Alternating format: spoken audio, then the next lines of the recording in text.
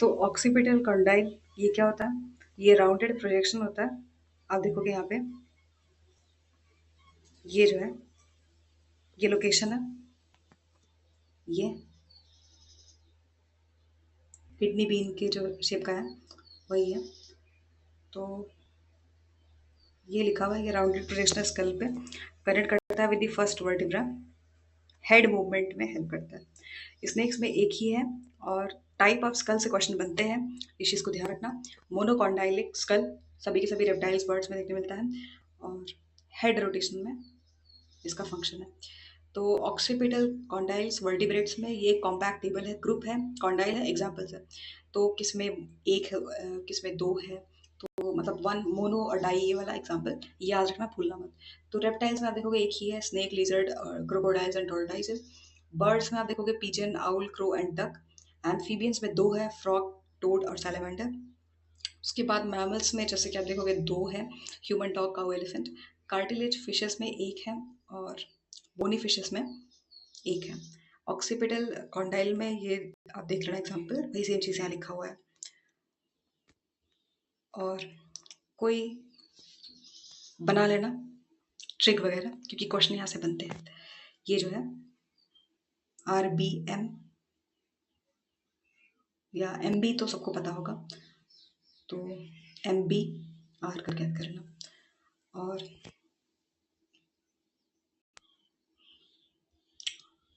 MA माता दी करके याद कर लेना, DI कॉन्डाइलिक, ठीक। MA for amphibians, M for mammals और DI या कोई और भी ट्रिक आप बना सकते हो, जैसे कि मैड करके याद बना सकते हो। या आप देखो MAD मैड है, तो M for mammal, A for amphibians, D for dicondylic. यहाँ से क्वेश्चन बनते हैं, इसीलिए इंपॉर्टेंट है। रोटेशन स्टेबिलिटी कहाँ पाया जाता है, हाई लो, ये देख लेना।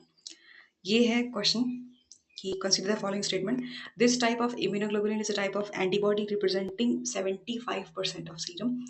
ये पहला स्टेटमेंट है। और it is present in most abundant quantity in blood circulation. यहाँ पर पूछा है कि कौन सा सही है, G, D, M या फिर E। तो अगर आपने सीक्वेंस वाइज याद किया है, आता है अरेंज करने, तो याद कर लेना। गेम डेवलपमेंट, गेम, इससे क्या होगा, GAMD, ये सीक्वेंस है गेम डेवलपमेंट का, ठीक। DE लास्ट में। तो IgG का देख लेना, मोस्ट इंपॉर्टेंट यही है, सबसे ज़्यादा अबंडेंट होता है। और G से एक क्वेश्चन ये भी बनता है कि क्रॉसेस द प्लेसेंटा, PYQ है, ये बहुत सारे एग्जाम में फेवरेट है, टीचिंग एग्जाम में। और ये काफ़ी कम अमाउंट में होता है जब D की बात करी जाती है। M ये जो है फर्स्ट एंटीबॉडी है, प्रोड्यूस ड्यूरिंग इन्फेक्शन, ब्लड में पाया जाता है, ये कोई अबंडेंट नहीं है। और ये जो है IgE की जब बात करी जाती है, अगेन लीस्ट अबंडेंट है। तो यहाँ पे जो एक टेबल है मोस्ट से लीस्ट अबंडेंट, ये बहुत ब्यूटीफुल सा टेबल है जो मैंने खुद बनाया था, हाईलाइट भी किया था। तो आपका काम है इसको पढ़ना और याद करना। जो हाईलाइटेड पार्ट है वो पूछ जा चुका है, जैसे आप देखोगे क्रॉसेस प्लेसेंटा, PYQ है, IgG ब्लड, और ये यहाँ पे IG का टाइप है, की साइट है, स्ट्रक्चर परसेंटेज वाइज, और की फंक्शन क्या है। तो यहाँ पे IgG ब्लड प्लेसेंटा, मोनोमर कौन सा है, डाइमर, पेंटा, यहाँ से क्वेश्चन बनते हैं। मोनोमर है ये 75%, तो आपको देखने से लग रहा होगा कि बहुत ज़्यादा है, तो यही सबसे पहले मोस्ट अबंडेंट में आता है। और क्रॉसेस प्लेसेंटा, PYQ है, IgA म्यूकोसा सिक्रीशंस, डाइमर वगैरह, डाइमर है मतलब स्ट्रक्चर इसका, सलाइवा, टीयर्स और मिल्क। और IgM जो कीवर्ड्स है उन पर फोकस करना, बाकी कॉन्सेप्ट अलग से पढ़ लेंगे। तो यहाँ पे पेंटामर कौन सा है ये पूछते हैं, IgM है। और D की जब बात करी जाए तो मोनोमर है, और E की जब बात करी जाती है तो ये मोनोमर है, वही यहाँ लिखा हुआ है, तो एक बार देख लेना, कुछ अलग नहीं है। ह्यूमन हीमोग्लोबिन एक क्वाटर्नरी प्रोटीन है, स्ट्रक्चर ऑफ विच, तो यहाँ पे पूछा है कि बता दो इनमें से कौन सा सही है। Dimer of 2 myoglobin dimers, tetramer of identical peptide सब यूनिट्स, टेट्रामर ऑफ 4 डिफरेंट सब यूनिट्स, टेट्रामर ऑफ 2 डिफरेंट सब यूनिट्स। तो टेट्रामर ऑफ 2 डिफरेंट सब यूनिट्स देखोगे अगर, ह्यूमन हीमोग्लोबिन जो है HbA क्वाटरनरी प्रोटीन है कंपोज्ड ऑफ 4 सब यूनिट्स, 2 अल्फा होते हैं, 2 बीटा होते हैं। तो आप इसको बोल सकते हैं ये क्या है, टेट्रामर है, 2 डिफरेंट अल्फा और बीटा डिफरेंट हो गए ना। उसके बाद लिखा था कि डाइमर ऑफ 2 मायोग्लोबिन, मायोग्लोबिन एक मोनोमर है, डाइमर फॉर्मिंग नहीं है, इसीलिए ये इनकरेक्ट हो जाएगा। उसके बाद लिखा था कि टेट्रामर ऑफ आइडेंटिकल, तो अल्फा बीटा कहाँ से आइडेंटिकल हो जाएंगे। टेट्रामर ऑफ 4 डिफरेंट, तो 2 ही होते हैं अल्फा एंड बीटा, यहाँ पे 4 अलग-अलग तो नहीं होंगे। तो यहाँ पे ये करेक्ट आंसर है। और कुछ इंपॉर्टेंट पॉइंट्स देख लेना जहाँ से क्वेश्चन बनते ही बनते हैं। कुछ इसमें से इंपॉर्टेंट पीवाईक्यूज भी मैंने इंक्लूड किए हुए थे। जैसे जब HbA की बात करी जाती है, ह्यूमन हीमोग्लोबिन के टाइप क्या है, क्वाटरनरी प्रोटीन, सब unit formula alpha two beta two, बस ऐसे ही है, मतलब टोटल 4 पॉलीपेप्टाइड चेन्स होते हैं, ये याद रखना है।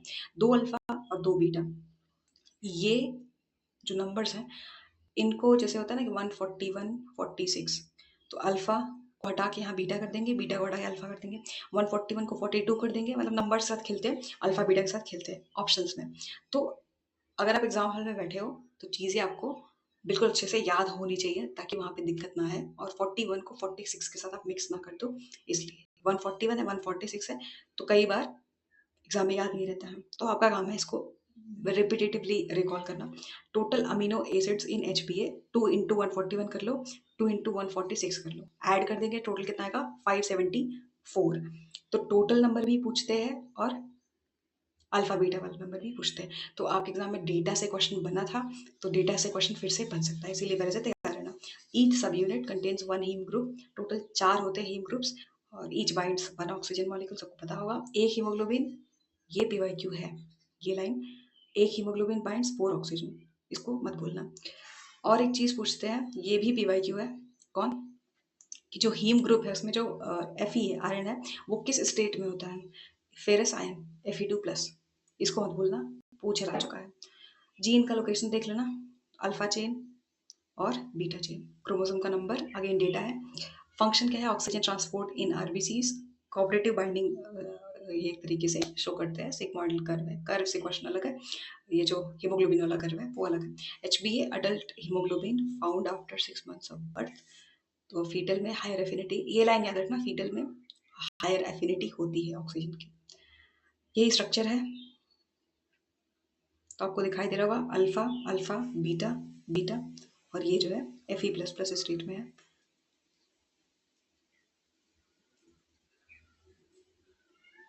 डिसऑर्डर्स देख लेना, जैसे ये जो है पीवाईक्यू है, 6th पोजीशन पे glutamic acid is replaced by valine, और सिकल सेल सिकल शेप का हो जाता है आरबीसी, और फिर ये हेमोग्लोबिन डिसऑर्डर में आता है, थैलेसीमिया से क्वेश्चन बनता है।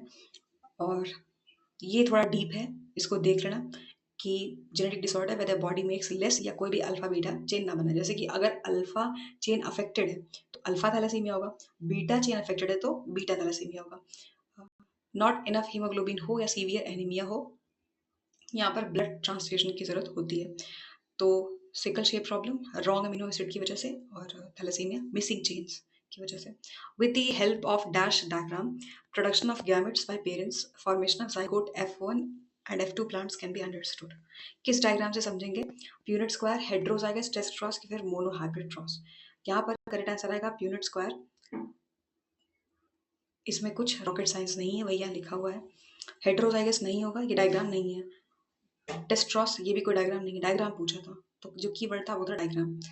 Y is it called period square, क्योंकि it is named after Reginald Grundall and प्यूनिट।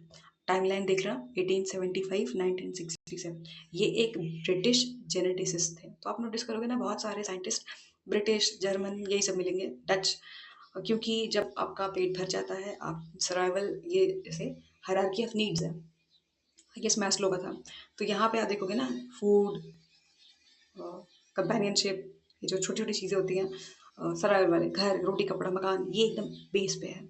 इसे थोड़ा ऊपर उठोगे तो फिर उसके बाद ये रहता है कि हाँ थोड़ा बहुत कंफर्ट में भी कैटेगरी होती है, यहाँ पर थोड़ा बहुत ये, फिर उसके बाद यहाँ टॉप पे है साइकोलॉजिकल। तो जब आपका बेसिक नीड ही पूरा नहीं है तो आप यहाँ पे जाके क्यों सोचोगे मैं कौन हूँ, नेचर क्या है, नेचर को कैसे जान सकते हैं, ये सारी चीज़ें। तो क्योंकि उनके समाज में रोटी कपड़ा मकान से ऊपर उठ गए थे, तो इसीलिए आपको ये सब ज़्यादा देखने मिलेगा। इस टाइम पर आप हिस्ट्री अगर आपने पढ़ा तो आपको पता होगा 1875 इंडिया की क्या ही हालत थी, आपको याद होगा।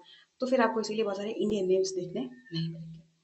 हु वॉज पीरियड, क्योंकि आपको हमेशा जब भी पढ़ो तो टाइमलाइन अगर आप देखते हो तो समाज को भी माइंड में रखना चाहिए कि उस टाइम पे लोग कैसे थे, उनका लिविंग स्टैंडर्ड क्या था, उसी से ही डिसाइड हो जाता है कि वो जो है किस डायरेक्शन में जा रहे हैं। Who was Piaget, founder of modern genetics, and he worked closely with, ये याद रखना कि इन्होंने बेटसन के साथ काम किया था, scientist to coin the term genetics. 1905 में इन्होंने स्क्वायर डायग्राम को डेवलप किया था और ताकि ये विजुलाइज कर सके। की कंट्रीब्यूशन यही था।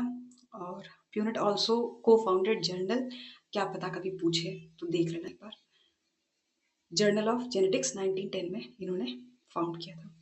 यही है स्क्वायर, आप सबने इसको कभी ना कभी न्यूमेरिकल सॉल्व करने के लिए बनाया ही होगा, ठीक।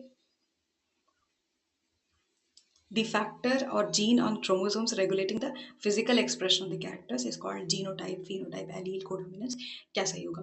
तो यहाँ पे जो करेक्ट आंसर है वो एलील है। और अगर आपको दिक्कत होती है एलील, जीन, जीनोम, ये जो सारे टर्म्स है कंफ्यूजिंग वाले, तो आप बता देना, इसका 4-5 मिनट का अलग से मैं बना दूंगी वीडियो कोई एनालॉजी से, ताकि आपको इजीली समझ आए। एलील्स क्या है? डिफरेंट फॉर्म्स ऑफ जीन्स होते हैं found at the same locus on the homologous chromosomes. ये रेगुलेट करते हैं कि how a character will be physically expressed, tall होगा कि नहीं होगा, डॉर्फ होगा कि क्या होगा, T for tall and T for dwarf, ये आप बचपन से पढ़ते आ रहे हैं। जीनोटाइप क्या है? This refers to genetic makeup, ये दिया हुआ है, not the specific gene copies. Phenotype क्या है कि this refers to observable traits, कि टॉल है कि डॉर्फ है। कोडोमिनेंस क्या है? पैटर्न ऑफ इनहेरिटेंस, जैसे कि ए बी ब्लड ग्रुप, अच्छा एग्जांपल है इसका, दोनों ही एलील्स इक्वली एक्सप्रेस हो तो। Which of the following work helped to establish relationship of a gene to control synthesis of one enzyme. Scientist का नाम एक तरीके से पूछा है, किस पर काम किया था। इसको देख के आपको एक आइडिया लग जाना चाहिए कि जब भी आप किसी थियरी की पढ़ाई कर रहे हो उसमें आपको साइंटिस्ट के नाम तो पता होने ही चाहिए। Work of dash during timeline on which, तो ये आपको ऐसे ऐसे करके बना लेना एक जगह एक्टिव रिकॉल के लिए एक शीट पे, जो जो इंपॉर्टेंट थियरीज हैं उन पे। तो यहाँ पे क्वेश्चन में पूछा था कि बताओ एंजाइम के बारे में, तो Beadle and Tatum during 1930s Neurospora region. तो यहाँ पे आप देखोगे बेटसन लिखा है तो बेटसन को एलिमिनेट कर सकते हैं, मॉर्गन लिखा है मॉर्गन को एलिमिनेट कर सकते हैं, जोहानसन लिखा है तो इसको आप एलिमिनेशन मेथड से भी सॉल्व कर सकते थे, बीडल एंड, वही यहाँ लिखा है। और one gene one hypothesis one enzyme, ये इंपॉर्टेंट है, ये पूछा भी जा चुका है, इसको मत भूलना। One gene one enzyme hypothesis milestone discovery थी मॉलिक्यूलर बायोलॉजी में, connecting genes biochemical functions. Why other options are incorrect, तो वही लिखा है कि जो बेटसन इन्होंने जेनेटिक्स पे काम किया था, मॉर्गन सब जानते हैं ड्रोसोफिला, जोहानसन तो इन्होंने जीन टर्म कॉइन किया था, बस ऐसे ही लिखा है। Beadle and Teton bread mould and enzyme, हो सके तो याद कर लेना। Which of the following is a phenomenon where the different genes interact with each other in a way that influences the phenotype? Pleiotropy, incomplete dominance, codominance, epistasis। तो epistasis keyword क्या था, इसको ध्यान देना, different genes interact with each other in a way that influences the phenotype. तो epistasis gene gene interaction है, पहले definitions वगैरह देख लेते हैं। तो interaction between two different genes जहाँ पे one gene masks the other, ये यूपी चाहे टीजीटी था चाहे पीजीटी फेवरेट है, और इसका डेफिनेशन वाला पार्ट रिपीट किया हुआ था। ऐसे आप सोच सकते हो कि जीन के ऊपर जीन है, एग्जाम्पल माइस में gene for pigment mask by albino gene. Type भी होते हैं इसके, आप देखोगे डोमिनेंट एपिस्टासिस, रिसेसिव और डुप्लीकेट जीन इंटरेक्शन वगैरह। तो डोमिनेंट का एग्जांपल याद रखना स्क्वाश कलर, रिसेसिव में माउस कोट कलर। प्लियोट्रॉपी ये भी पूछते हैं, डेफिनेशन बेस्ड क्वेश्चंस और एग्जांपल बेस्ड क्वेश्चंस यहाँ से ज़्यादा आते हैं। Single gene affect multiple unrelated phenotype trait, तो वन जीन मेनी सिम्टम्स आप ऐसे सोच सकते हो याद करने के लिए, एग्जांपल सिकल सेल एनीमिया है, पीकेयू है, फेनिलकीटोन्यूरिया। इनकम्प्लीट डोमिनेंस, तो ये आप छोटी क्लासेस में भी हमने इसको पढ़ा होगा कि ये कैपिटल आर और स्मॉल आर, ये वाला कि रेड वाइट और pink mirabilis jalapa. Codominance equal expression होता है, चाहे वो एबीओ ब्लड ग्रुप भी अच्छा एग्जांपल है। Which of the following removes the RNA, तो यहाँ पे करेक्ट आंसर क्या जाएगा, यहाँ पे एपिस्टासिस, ठीक। ये जो है अगला क्वेश्चन है, which of the following remove RNA primer from the lagging strand? 3 to 5 exonuclease, DNA ligase, DNA pol 1, DNA pol 3। DNA pol 1 remove करता है RNA primer from the lagging strand. 5 to 3 exonuclease activity को use करके fill the gap with DNA. 3 to 5 जो है ये proof reading के लिए है, इसके लिए नहीं। DNA ligase joins the DNA fragments but can not remove the primers. DNA pol 3 synthesize करता है डीएनए को but can not remove the RNA primers. Important facts देख लेना, जैसे कि रेप्लिकेशन सेमी कंजर्वेटिव है, एक ओल्ड एक नया स्ट्रैंड होता है। रेप्लिकेशन फॉर्क वाई शेप का स्ट्रक्चर है, where the DNA unwinds, helicase unwinds the DNA helix. Single stranded binding proteins, SSB का फुल फॉर्म मन में रखना आपने। प्रिवेंट करता है री annealing of the strands. Topoisomerase, इसका एक एनिमेटेड वीडियो था मेरे पास, तो अगर आपको चाहिए तो आप बता देना, क्योंकि वो बहुत अच्छे से उसमें आपको समझा देगा कि टोपोआइसोमरेज का काम क्या है, वो क्या करता है। और डीएनए गाइडेज in prokaryotes release supercoiling ahead of fork. Primase क्या करता है, सिंथेसाइज आरएनए प्राइमर ताकि रेप्लिकेशन स्टार्ट हो। ओकाजाकी फ्रैगमेंट से क्वेश्चन बनता है, बन भी चुका है, तो देख लेना एक बार। Short DNA pieces on lagging strand. Leading fragment क्या करता है, कंटिन्यूअसली है, और लैगिंग डिसकंटिन्यूअस है। तो लैगिंग कहते हैं लैगिंग बिहाइंड, तो ऐसे भी आप सोच सकते हो कि हाँ डिसकंटिन्यूअस है, कंसिस्टेंसी नहीं रही होगी, ऐसे आप ट्रिक बना क्या कर सकते हो। रेप्लिकेशन डायरेक्शन अब 5 to 3 होगा। ओरिजिन ऑफ रेप्लिकेशन प्रोकैरियोट्स में सिंगल है, इसको बोलते हैं ओरिसी, एंड यूकैरियोट्स के पास मल्टीपल ओरिजिन होते हैं रेप्लिकेशन के लिए। ये देख लेना एक बार, बेटर अंडरस्टैंडिंग रहेगी। लीडिंग स्ट्रैंड देखोगे आप और लैगिंग, तो लीडिंग में ध्यान देना, ये जो है एक तरीके से ये कंटिन्यूअस है, ये कंटिन्यूअस है ये, लेकिन लैगिंग में आप देखोगे, लैगिंग में ऐसे ऐसे डिसकंटिन्यूअस है, कंटिन्यूटी मेंटेन नहीं हो पाई है। Action of topoisomerase leads to change in linking number of linear single stranded DNA, linking number of double stranded linear DNA, या फिर closed circular single stranded DNA, या फिर closed circular double stranded DNA. यहाँ पर जो correct answer आएगा वो है closed circular double stranded DNA. तो सबसे पहले ये देख लो कि यही एक अकेला फॉर्म ऑफ डीएनए है जिसके पास फिक्स्ड लिंकिंग नंबर्स होते हैं, जो कि आइसोमेरेज चेंज कर सकता है बाय कटिंग। जैसे ये आप देखोगे, ये मान लेते हैं, और ऐसे काफ़ी ज़्यादा hodgepodge हो गया। जैसे ये है ये, और ये अच्छा नहीं बना है। एक ऐसे बस समझ लो कि जैसे ये है, तो यहाँ पे ऐसे मान लेते हैं कि ये तो जैसे ये है 1 2 3 4, तो 4 जगह पे अगर जैसे आप कट लगाते हो तो वो आपको पता चलेगा कि कौन सा ट्विस्टेड है, कौन सा रीथ है। ट्विस्ट रीथ एक अलग कॉन्सेप्ट है।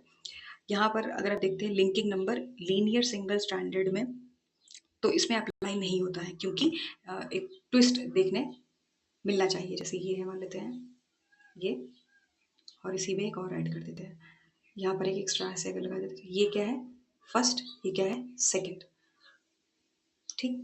और यहाँ पे इसको आप बोलोगे ये ट्विस्टेड है, ये जो है ये, तो यहाँ पर एक रेत है, ये 2 रेत है। लिंकिंग नंबर तो इसमें नहीं, और ये जो है डबल में ही। लिंकिंग नंबर एक प्रॉपर्टी है closed circular double stranded DNA, इसको याद रखना, इसको मत भूलना। टोपोआइसोमरेज चेंज करता है बाय रिमूविंग या फिर एडिंग ट्विस्ट। तो आपको सुपर कॉइलिंग का कॉन्सेप्ट पता होना चाहिए आपको। और ये लिंकिंग नंबर है, ये आपको स्टैंडर्ड टेक्स्ट बुक है उनसे क्वेश्चन बनाया गया है, थोड़ा डीप है जो कि, पर ठीक है। लिंकिंग नंबर, ये total number of times the 2 DNA strands are twisted. इसका 1 मिनट का वीडियो था, जो वो नहीं होता पुराने ज़माने में टेलीफोन का वायर होता था, उसे ट्विस्ट करके एक मैम ने समझाया था, बहुत अच्छी तरीके से समझाया था, तो आपको यूट्यूब पे वो मिल जाएगा। तो अगर आपको कंसेप्चुअल क्लैरिटी चाहिए तो वो वीडियो मैं टेलीग्राम पे शेयर कर दूँगी, उसको आप देख लेना। तो लिंकिंग नंबर ज़्यादा नहीं है, 1 या 2 मिनट का होगा, पर कम से कम समझ तो आए। It is the total number of times the 2 DNA strands are twisted around each other, किसमें, closed circular double stranded DNA में। ये है स्ट्रेट रिबन, ये रिलैक्स्ड फॉर्म में है, ये आप देखोगे ट्विस्टेड है। और लिंक नंबर इंपॉर्टेंट क्यों है, क्योंकि helps understand the DNA super coiling fixed in, यहाँ से न्यूमेरिकल भी बनते हैं, इन closed circular DNA not in linear. Important होता है रेप्लिकेशन ट्रांसक्रिप्शन डीएनए की पैकेजिंग में। फार्मूला देख लेना, क्या पता करें आपको, जैसे होता है ना वाटर पोटेंशियल वाला चैप्टर में प्लांट फिजियोलॉजी से जो फार्मूला बेस्ड क्वेश्चन है, कई बार फार्मूला भी पूछ लिए जाते हैं। तो जैसे मैंने आपको बताया भी था कि वाटर पोटेंशियल का करके वास्प करके याद कर लेना, सल्यूट और प्रेशर पोटेंशियल वाला। उसी तरीके से इसका कुछ ट्रिक बना लेना, एल के equals T W plus W R. यहाँ से क्वेश्चन बनते हैं। तो TW वही ट्विस्ट है और रेथ, तो कितना ट्विस्ट है और कितना रीथ है। जैसे ये है ये, और यहाँ पे ऐसे अगर हम करते हैं तो यहाँ पे अगर सर कट लगाते हो तो 1 2 3 4 5 ऐसे करके ये ट्विस्ट हुआ। लेकिन अगर हम रीथ कैलकुलेट करते हैं तो जैसे ये है और ये है, ये 3 हमारे पास रीथ है। और टोपोइसोमरेज के कुछ points, changes linking number by cutting and rejoining DNA. तो यहाँ पे जो लिंकिंग नंबर है applies to only closed circular double stranded DNA, इस पॉइंट को मत भूलना। Topoisomerase targets of antibiotics कभी पूछ ले तो देख लेना एक बार, सिप्रोफ्लोजाइसिन। और LK not defined in linear वगैरह में, सिंगल स्ट्रैंडेड डीएनए वगैरह में सुपर कॉइलिंग हेल्प करता है compact DNA inside the cell, और ये जो है हेल्प करता है ड्यूरिंग माइटोसिस वगैरह। यूकैरियोटिक टोपोइसोमरेज एंटीबायोटिक्स क्या है, मेडिसिन है, किल बैक्टीरिया। और how are topoisomerase link to antibiotics, bacteria को टोपोआइसोमरेज एंजाइम की जरूरत होती है लाइक डीएनए गाइरेज, ताकि ये डीएनए को अनटैंगल कर सके ड्यूरिंग द रेप्लिकेशन। कुछ एंटीबायोटिक्स ब्लॉक करते हैं ऐसे एंजाइम्स को, सो बैक्टीरिया इनके डीएनए को कॉपी नहीं कर सकते, दे डाई। ये दो नाम है, देख लेना, ये एंटीबायोटिक्स है that stop the bacterial DNA gyrase, एक टाइप का टोपोआइसोमरेज। इंपॉर्टेंट क्यों है, इट शोज की हाउ टारगेटिंग टोपोआइसोमरेज बैक्टीरिया को मारने में मदद करता है। ये एक क्वेश्चन है, किसी एग्जाम में देखा था कि ciprofloxacin inhibits which enzyme, DNA gyrase. Synthesis of mRNA on a DNA template, वो क्या होता है, unidirectional, bi with the help of primer, uni with the help of primer. तो याद रखना यूनी डायरेक्शनल होता है। और जब हम देखते हैं इसको, mRNA synthesis from a DNA template transcription होता है, इट ऑलवेज हैपेंस एक ही डायरेक्शन में 5 to 3, only one DNA strand, इसको बोलेंगे टेम्पलेट स्ट्रैंड, एंटीसेंस स्ट्रैंड। कोई भी प्राइमर की ज़रूरत नहीं होती है टू स्टार्ट द ट्रांसक्रिप्शन, जैसे कि डीएनए रेप्लिकेशन में ज़रूरत होती है। तो ये डीएनए है, आरएनए है, प्रोटीन है। तो ये आप देख लेना, देखोगे ये है, यहाँ से ऐसे जाएगा तो ये ट्रांसक्रिप्शन है, ये रिवर्स ट्रांसक्रिप्शन है, ये रेप्लिकेशन है, और ये जो है ट्रांसलेशन है। और यहाँ से क्वेश्चन बनते हैं। बाकी के ऑप्शन गलत क्यों है, क्योंकि वही बाई नहीं है। Transcription is not bidirectional, does not require a primer. Unidirectional, transcriptional unidirectional है but no primer is needed. Transcriptional unidirectional है, प्राइमर फ्री है, 5 to 3 डायरेक्शन में ऑकर होता है। नॉर्मल रूल क्या है, mRNA is made from DNA by process transcription बोलते हैं। और ये जो है happens in only one direction, unidirectional, needs only one strand, does not need a primer। कुछ कंफ्यूजन देख लेना, जैसे कि रेप्लिकेशन वर्सेस ट्रांसक्रिप्शन। तो DNA replication copies whole DNA and happens in both directions, bidirectional। mRNA synthesis transcription makes RNA from one strand, तो एक ही direction आप इसको बोलोगे। viruses sometimes use both the strands, overlapping genes देख लेना। और transcription एक ही स्ट्रैंड एक वे नो प्राइमर, रेप्लिकेशन दो दो स्ट्रैंड दोनों तरीके से नीड्स प्राइमर। ट्रांसक्रिप्शन यही एक तरीके से मतलब टेबल में लिख दिया है। Now dash is the process where the microspore are formed from a pollen mother cell. Microspore tetrad, pollen grain, microsporogenesis exine। Microsporogenesis correct answer. ये एक प्रोसेस है by which pollen mother cell divides to form microspore. This happens by meiosis. Each PMC give rise to 4 haploid microspores। Group में arrange हो तो tetrad बोल देते हैं इसको। माइक्रोस्पोर टेट्राड ये रिजल्ट है, प्रोसेस नहीं है, प्रोसेस पूछा था।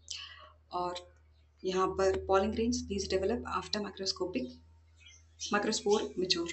एक्साइन क्या है, आउटर वॉल, जैसे ये है, ये एक्साइन पार्ट है, स्पोरोपोलिन, और ये जो है इंटाइन पार्ट है। यहाँ के जो इंपॉर्टेंट फैक्ट्स हैं उसको अलग से भी हम देखेंगे। Microsporogenesis, formation of microspore by meiosis from PMC, definition था। कुछ रिपीटेड फैक्ट्स हैं, देख लेना, जैसे कि कहाँ पे देखने मिलता है, स्टेजेस क्या है, रिजल्ट क्या है, ये सब। और जो पॉलन वॉल है वो फेवरेट है, उस पर थोड़ा सा टाइम देना चाहिए। Outer wall exine made of sporopollenin, most repeated भी बाई क्यों, ये आपको जैसे होता है कि आप एग्जाम में जाओगे तो आपको रखा ही रखा मिलेगा अगर पॉलिन से क्वेश्चन बनता है, वो वाला टॉपिक है। Inner wall in time made of cellulose and pectin, तो रिपीटेड इन मेनी एग्जाम्स कि पीएमसी जो है वो 2N होता है और माइक्रोस्पोर N होता है। और देख लेना कि callus wall forms around tetrad development के दौरान। एंजाइम कौन सा है, कैलेज, तो एज लगा देंगे तो बस एंजाइम का नाम आ ही जाता है। स्ट्रक्चर देख लेना ये। और जहाँ से क्वेश्चन बनते हैं ये देख लेना, जैसे 1 PMC फॉर्म्स 4 माइक्रोस्पोर, ट्रू, सही है। माइक्रोस्पोरोजेनेसिस इन्वॉल्व माइटोसिस, गलत है, मियोसिस है।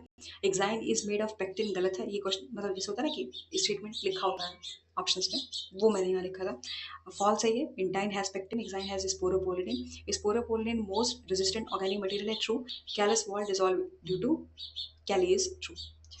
ये यहाँ पे आप देखोगे स्ट्रक्चर है पॉलिन ग्रेन का, तो यहाँ पे आपको ये जो इनर वाला पार्ट है ये इसको यहाँ पे एंडाइन बोला है।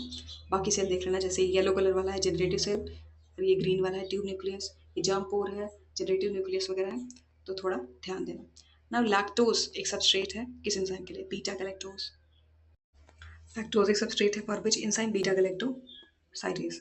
तो लैक्टोज एक डाइसैकेराइड है, ग्लूकोज गैलेक्टोज से बनता है। Enzyme that breaks lactose into these two sugars beta galactosidase होता है, वो इकोलाई में देखने मिलता है, ह्यूमन इंटेस्टाइन में। बाकी गलत क्यों है? ग्लूकोसाइडेज नाम से लग रहा होगा, break down the glucose based sugars. Beta glucuronidase glucuronic acid पे काम करता है, लैक्टोज पे नहीं। गैलेक्टोज शुगर है, एंजाइम तो नहीं है, इसीलिए बाकी के ऑप्शंस गलत थे। लैक ओपेरॉन का कुछ फैक्ट्स देख लेना, और एग्जाम में पूछते हैं। इस एग्जाम मैंने देखा कि पूछा था कि नोबेल प्राइज से क्वेश्चन आया था, तो देख लेना जितने भी नोबेल प्राइज आपको मिलेंगे, स्पेशली हर एक टॉपिक में, खास करके डीएनए वगैरह में, वहाँ से क्वेश्चन बनते हैं। तो ये नाम है Jacob and Monod proposed operon model, कौन से ईयर में, याद रखना। अवार्ड कब मिला था? 1965 में। किसके साथ शेयर किया था? Andre low. लैक ओपेरॉन एक जीन सिस्टम है इकोलाई में, कंट्रोल करता है digestion of lactose, prokaryotic gene regulation model में। ऑप्शन में लिखा आएगा, तो इस लाइन को मत भूलना, प्रोकैरियोट है कि नहीं है। द टाइप ऑफ ओपेरॉन, तो ये एक इंड्यूसिबल ओपेरॉन है, नॉर्मली ऑन ऑफ होते रहता है, और वहाँ से क्वेश्चन बनते हैं। जब एब्सेंट हो तो क्या होता है, जब प्रेजेंट हो तो क्या होता है, ये देख लेना। और ये जो है मैंने इन्फोग्राफिक बना दिया था, और यहाँ से क्वेश्चन बनते हैं, तो इसको आप देख लेना। डाइसैकेराइड्स में यहाँ से जो जो क्वेश्चन बनते हैं उसको मैं बताती चलो हाईलाइट करके। जैसे यहाँ से क्वेश्चन बनता है मैच कराने को, ग्लूकोज फ्रक्टोज कौन सा है, ये सब तो मैंने आपको पहले भी एक बार बताया था ट्रिक बना के, तो आपको वो याद रखना है। कौन सा रिड्यूसिंग है, नॉन रिड्यूसिंग है, जैसे देखो एंजाइम सुक्रेज है, found in sugar cane beetroot वगैरह में। और कॉमन टेबल शुगर जो होता है does not reduce Fehling reagent. Lactose से क्वेश्चन बनते हैं, स्पेशली एक चीज़ पे ध्यान देना, इनका मोनोमर क्या है, बॉन्ड क्या है, एंजाइम क्या है, कहाँ पाए जाते हैं, नेचर क्या है, रिड्यूसिंग है या नहीं है। और माल्टोज में ग्लूकोज और ग्लूकोज ही है, तो ये सब देख लेना। आइसोमाल्टोज सेम चीज़ है, ये जो है सबसे इम्पोर्टेंट पार्ट है। सुक्रोज, ये lactose, glucose galactose, maltose, glucose glucose, isomaltose, cellobiose और ट्री हेलोज। यहाँ से जो बॉन्ड है, यहाँ से मैच कराने को वन लाइन ऐसे क्वेश्चन बनते ही बनते हैं। और यहाँ पे कौन सा रिड्यूसिंग है, कौन सा नॉन रिड्यूसिंग है, रीजन के साथ यहाँ पर लिखा हुआ है। वही चीज़ यहाँ टेबल फॉर्मेट में है कि ये इंपॉर्टेंट टिप है, मोनोमर कौन से हैं और रिड्यूसिंग है या नहीं है, तो इस टेबल को आप पढ़ लेना। इसके बाद शुगर है, शुगर का टाइप है, और जैसे आप देखो गैलेक्टोज और फ्रक्टोज, और तो ये हो गया। इसके बाद यही फ्रक्टोज है, कौन सा रिड्यूसिंग है। और एक चीज़ याद रखना, रिड्यूसिंग है despite being a ketose due to enolization, या फिर आप बोल सकते टाटोमेरिज्म। क्वेश्चन पूछता है इसलिए यहाँ लिखा हुआ है, कौन सा रिड्यूसिंग है कौन सा नहीं है, वही सेम चीज़ यहाँ लिखा हुआ है, नया कुछ नहीं है। जीन एक यूनिट ऑफ इनहेरिटेंस है दैट कंट्रोल्स स्पेसिफिक ट्रेट या character, may also be expressed in alternative forms को हम क्या बोलेंगे? Central dogma, allele, phenotype, codominance. Allele is the correct answer. तो यहाँ पे बाकी के जो ऑप्शन है वो देख लेना।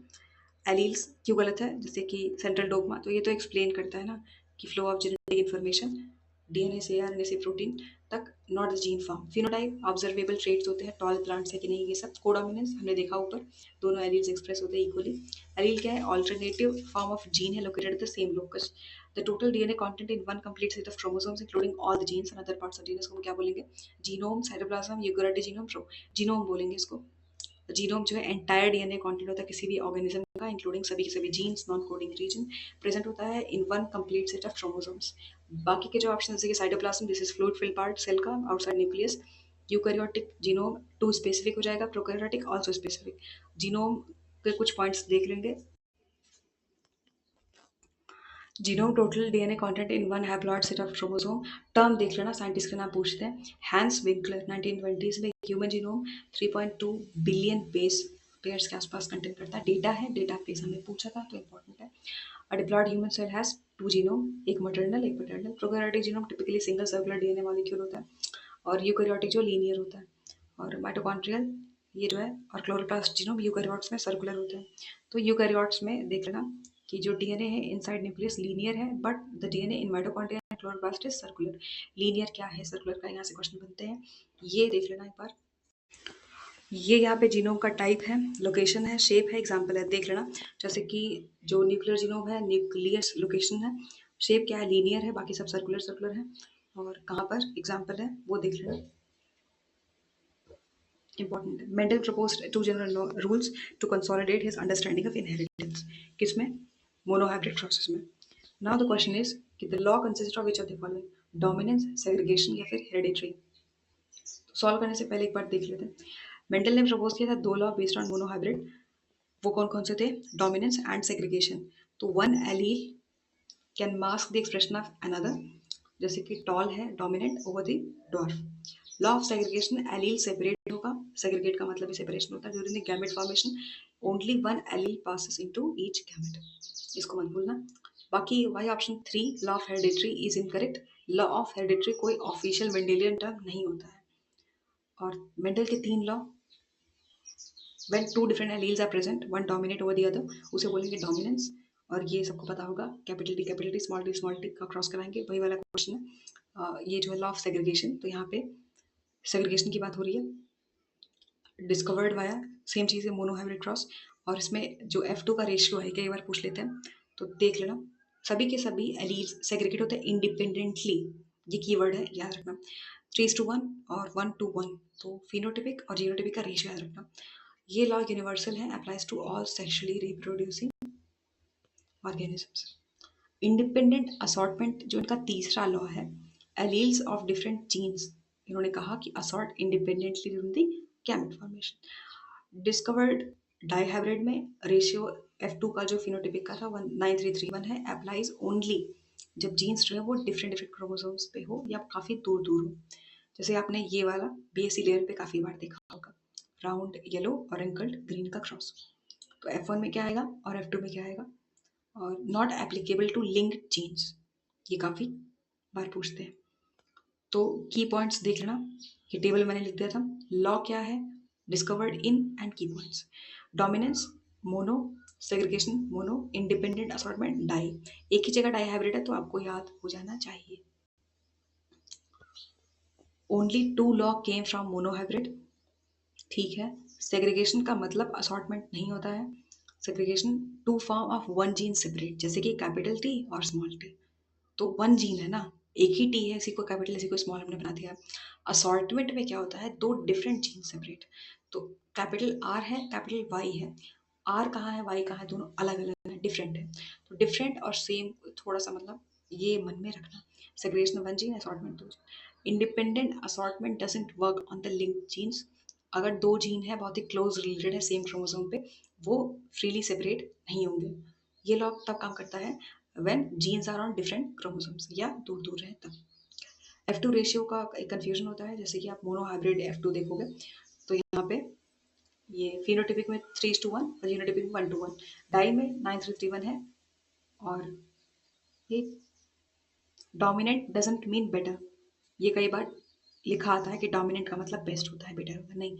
Dominant the one that shows up in F1, it has nothing to do with being better stronger, ऐसा कुछ नहीं है। रिसेसिव रेयर हो सकता है लेकिन फिर भी इंपॉर्टेंट है। Recessive trait hide in F1 and come back in F2। F1 में रिसेसिव जीन हिडन होता है, F2 में रीअपीयर हो जाता है। और यही प्रूव करता है सेग्रीगेशन को। Most trusted law, law of segregation, ये सब में अप्लाई होता है, इवन ह्यूमंस। अब हम जब इस क्वेश्चन को देखते हैं, क्वेश्चन क्या था? ये मेंडल ने प्रपोज किया दो लॉ, तो यहाँ पे बोला है कि लॉ कंसिस्ट ऑफ मोनोहाइब्रिड। तो अगर आप देखते हो डोमिनेंस होता है, सेग्रीगेशन होता है, इंडिपेंडेंट असॉर्टमेंट लिखा होता तब भी हम इसको गलत बोलते हैं। हेरिडिटरी तो कोई लॉ है ही नहीं, तो यहाँ पे 1-2 करेक्ट आंसर है, बाकी के सब एलिमिनेट कर देंगे।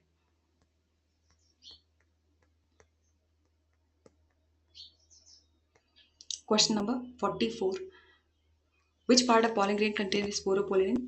तो अभी हमने ऊपर पॉलन ग्रेन ठीक से पढ़ा था ना, तो एक्साइन है जो आउटर पार्ट है और जो इनर है, एक्साइन स्पोरोपोलिन। और ये जो है यहाँ से क्वेश्चन बनते ही बनते हैं। तो इट रेजिस्ट हीट, एंजाइम और एसिड, और हेल्प करता है pollen survive in harsh conditions. बाकी गलत क्यों है? पॉलन साइटोप्लाज्म के पास न्यूक्लियाई होता है, नॉट स्पोरोपोलिन। टैपेटम जो है नोरिशस पॉलन, यहाँ से क्वेश्चन बनते हैं। टैपेटम से इंटैंक है, इनर लेयर है, और सेलुलोज और पेक्टिन से बनता है। तो आप इसको पीक करके याद कर सकते हो, PIC पिक। फोटोज खींचते हो ना अपनी, तो बस पिक। पेक्टिन और एंटाइन और सेलुलोज, ऐसे करके याद कर लो। एक्साइन और एंटाइन के बीच में कुछ इंपॉर्टेंट यहाँ फैक्ट्स, सेम ही लाइन है।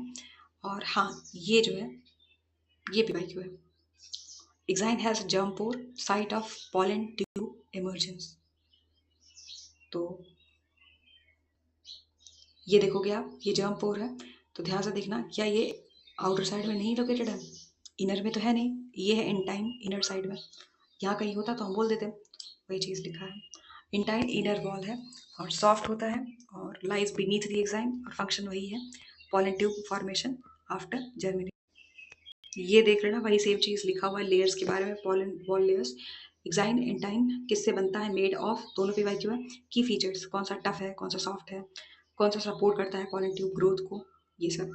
Which of the following describe the process of apomixis? Process: production of seed after fertilization, production of seed without fertilization, production of seed as a result of sexual reproduction, no production of seed even after sexual reproduction। तो बिना fertilization के जो seed बनेंगे, production of seeds without, उसी को बोलेंगे। तो apomixis definition based question है, 2 is the correct answer।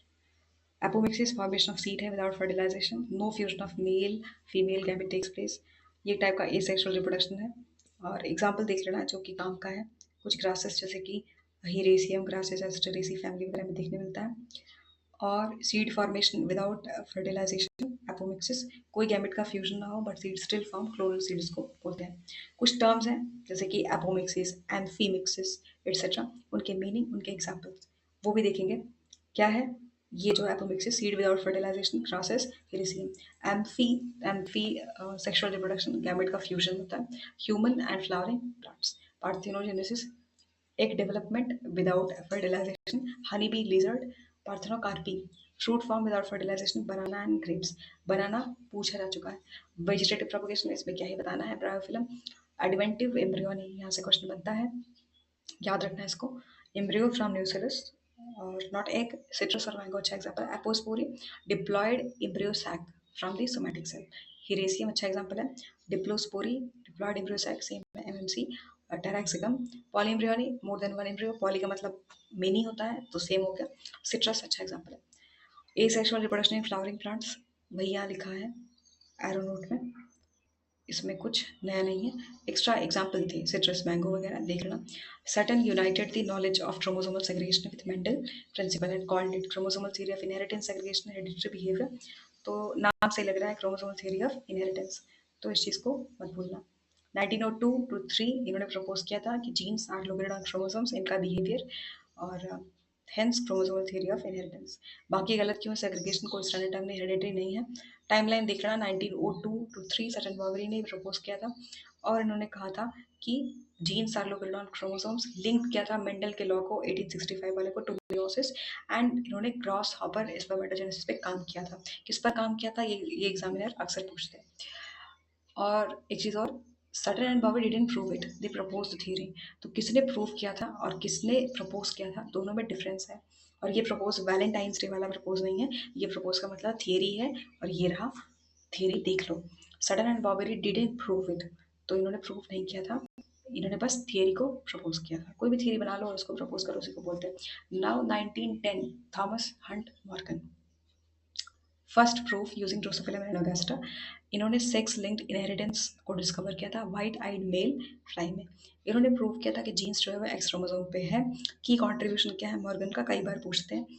Linkage, recombination, chromosomal mapping, इनको नोबेल प्राइज मिला था 1933 में फॉर डिस्कवरिंग कि जीन्स अरेंज्ड होते हैं लीनियरली ऑन दी क्रोमोसोम्स। और समरी में वही है कि मेंडल के जीन लॉ थे लेकिन not known to involve chromosomes. फिर बॉवेरी आए, सटन बॉवेरी ने प्रपोज किया कि ये जो है chromosomal theory, genes on chromosomes. फिर मॉर्गन आए, इन्होंने एक्सपेरिमेंटली प्रूव करके दिखाया था, फिर इनको नोबेल प्राइज मिला था। तो कुछ कंफ्यूजिंग पॉइंट्स हैं जो कि आपको याद करने ही करने हैं। क्या है? Chromosomal theory was proven by Sutton, wrong, only proposed it। First proof of gene chromosome link by Morgan, yes. Sutton and Boveri coined the term gene, नहीं, जोहानसन ने दिया था। नोबेल प्राइज जीन थ्योरी के लिए Sutton को मिला था, जी नहीं, मॉर्गन को मिला था 1933 में। पॉलीएम्ब्रियोनिक का मतलब क्या होता है? अब एक चीज़ नोटिस करोगे, इस वाले पेपर में बहुत सारे डेफिनेशन बेस्ड क्वेश्चन आए हैं, तो सिर्फ एग्जाम्पल रटने से काम नहीं चलेगा, आपको डेफिनेशंस भी आने चाहिए लगभग सभी यूनिट के। Occurrence of single embryo in the seed, no occurrence of embryo in the seed, occurrence of more than one embryo in the seed. तो पॉली का मतलब मीनिंग होता है, तो सिंगल नहीं होगा, नो ऑकरेंस नहीं होगा, only 3 is the correct answer. तो यहाँ पे पॉली मतलब मेनी होता है, आप इसको कॉमन सेंस से सॉल्व कर सकते थे अगर नहीं भी आता तो भी। Formation of more than one embryo in a single seed seen in citrus mango onion can be natural या फिर इंड्यूस्ड। बाकी गलत क्यों है? तो सिंगल एम्ब्रियो नॉर्मल डेवलपमेंट है, no embryo seed abortion sterility इसको बोलते हैं। और पॉलीएम्ब्रियोनी के कुछ एग्जाम्पल देख लो। True polyembryony, more than one embryo develop naturally in a single seed, उसको बोलेंगे सिट्रस और मैंगो अच्छा एग्जाम्पल है। False polyembryony, multiple embryos appear due to presence of more than one ovule in a seed coat. Argemone या फिर Mexican poppy अच्छा example है। Based on origin यहाँ पे जाइगोटिक है, नॉन जाइगोटिक है, which is also called as adventive. Cleavage polyembryony है। तो ये तीनों थोड़ा सा इसके डेफिनेशंस और एग्जांपल्स, जैसे multiple embryo from the same fertilized egg, तो ये Artemisia and Pinus. Non zygotic जैसे कि embryo arise from nucellar, citrus ओबेयंशिया। क्लीवेज पॉलीएम्ब्रियोनी फेवरेट है, ऑलरेडी पूछा जा चुका है, इसको बिल्कुल मत भूलना। ये zygote divides into two or more embryos, gymnosperm अच्छा एग्जांपल है, इसमें पाइनस। सिट्रस और मैंगो एडिवेंटिव पॉलीम्ब्रियोनी शो करते हैं फ्रॉम न्यूसेलस। ये है सिट्रस, तो आप देखोगे ये इंटीग्यूमेंट है, ये इंटीग्यूमेंट है, ये न्यूसेलस है, ये वाला पार्ट, और जाइगोटिक एम्ब्रियो है ये, फिर ये न्यूसेलर एम्ब्रियो है, फिर ये जो है इंटीग्यूमेंट्री एम्ब्रियो है।